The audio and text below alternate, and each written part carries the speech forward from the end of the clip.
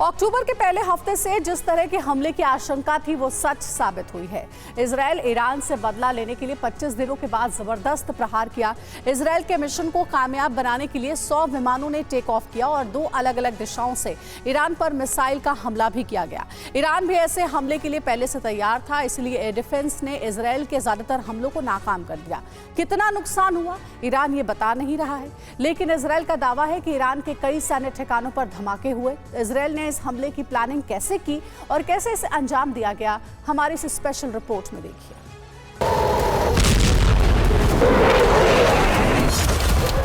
समय रात 2:15 बजे।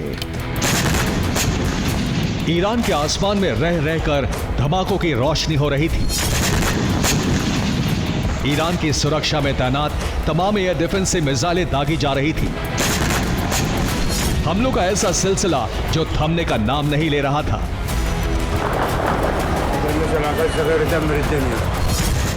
बस कुछ देर का विराम जरूर था। 3 घंटे तक ईरान पर 3 चरणों में हमला हुआ।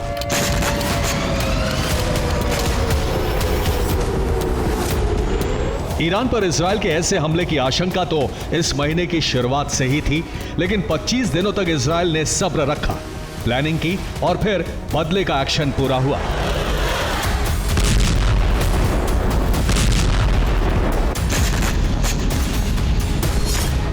इजरायल ने इस ऑपरेशन को नाम दिया days of repentance. Days of repentance यहूदियों के लिए 10 दिन का एक खास समय है। इस दौरान यहूदी धर्म को मानने वाले अपने बुरे कर्मों पर पश्चाताप करते हैं।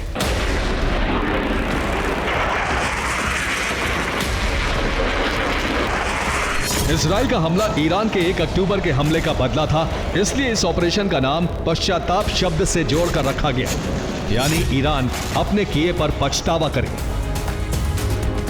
इस ऑपरेशन की तैयारी तो बहुत पहले से चल रही थी, लेकिन इसे अंजाम तक पहुंचाया गया शुक्रवार की रात।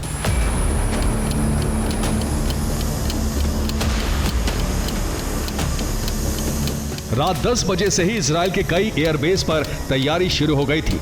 फाइटर जेट्स का फाइनल चेकअप शुरू हो गया था।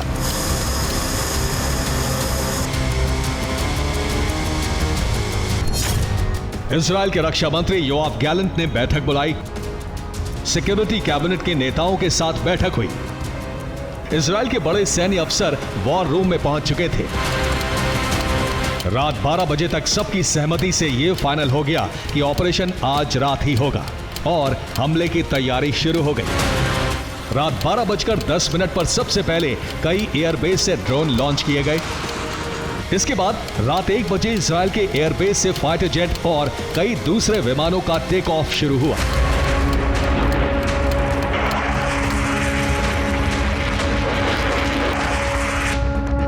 Chief of the general staff lieutenant general Herzi Halevi war room से ऑपरेशन की कमान संभाल रहे थे। एयरफोर्स के एक अंडरग्राउंड कमांड सेंटर से पूरे ऑपरेशन को चलाया गया। इस दौरान एयरफोर्स के कमांडर मेजर जनरल तोमेर बार भी आईडीएफ चीफ के साथ मौजूद रहे। ईरान और इजरायल के बीच की दूरी करीब 2000 किलोमीटर है, इसलिए हमले की बहुत बड़ी प्लानिंग की गई थी। जॉर्डन और सीरिया के आसमान के रास्ते कई फाइटर जेट्स ने ईरान की तरफ उड़ान भरी। इजरायल ने हमले से पहले ईरान को चेतावनी दी थी। ईरान को पलटवार का गंभीर अंजाम भुगतने की चेतावनी दी गई। ईरान की सेना को पहले ही इजरायल के हमले की जानकारी मिल गई थी। इजरायल ने सीक्रेट तरीके से नहीं बल्कि ईरान को बताकर हमला किया। यही वजह है कि एयर डिफेंस अलर्ट थे और ईरान ने पलटवार की जगह सेल्फ डिफेंस करना शुरू किया। इजरायल के हमलों के दौरान आसमान में इजरायल की एयर टू सरफेस मिसाइल और ईरान में मौजूद एयर डिफेंस की मिसाइलों के बीच महासंग्राम दिखा।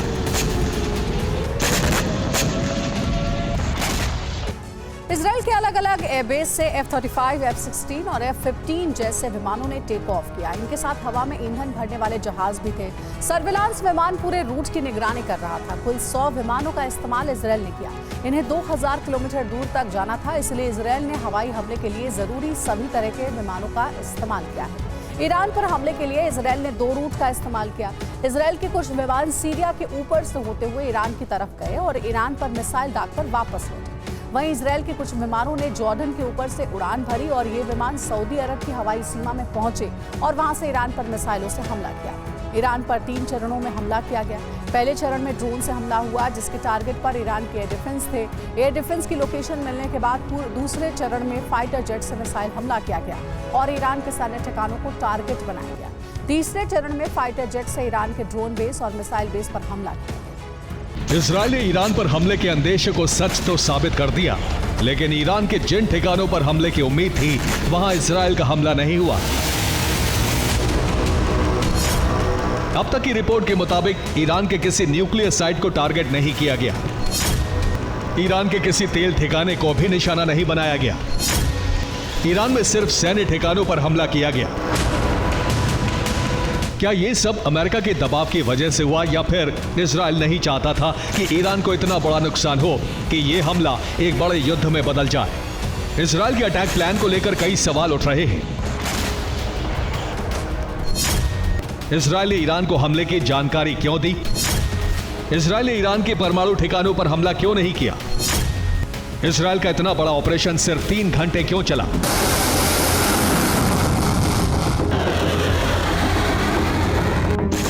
वाकई जिस हमले के लिए 25 दिन का वक्त लिया गया वो सिर्फ 3 घंटे में खत्म हो गया, वो भी किसी बहुत बड़े अंजाम के। माना जा रहा है कि इजरायल ने इस हमले से ईरान और खुद को टेस्ट किया है। दावा है कि इजरायल ने ईरान के एयर डिफेंस को परखा है। इजरायल ने ईरान की तैयारियों की जांच की है। इजरायल ने अपनी वायुसेना की ताकत का टेस्ट किया है। दावा किया जा रहा है कि इस हमले से इजरायल की वायुसेना ने 2000 किलोमीटर दूर जाकर हमला करने का अभ्यास किया है। यही वजह है कि इस दौरान बम और मिसाइल से लैस अलग अलग फाइटर जेट्स को भेजा गया। हवा में विमानों में ईंधन भी भरा गया और सऊदी अरब की एयर स्पेस में जाकर सऊदी के रुख को भी परखा गया।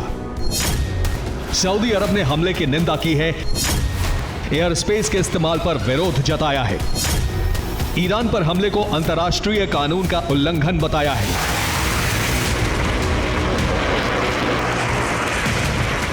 इजरायल के मकसद को लेकर भी अलग अलग दावे हैं। माना जा रहा है कि यह रिहर्सल था और ईरान पर बड़ा हमला बाद में होगा। इजरायल पहले ईरान की प्रतिक्रिया को देखेगा।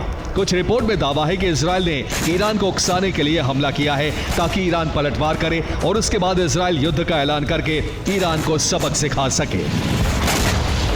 Bureau report, TV9, Bharatvarsh.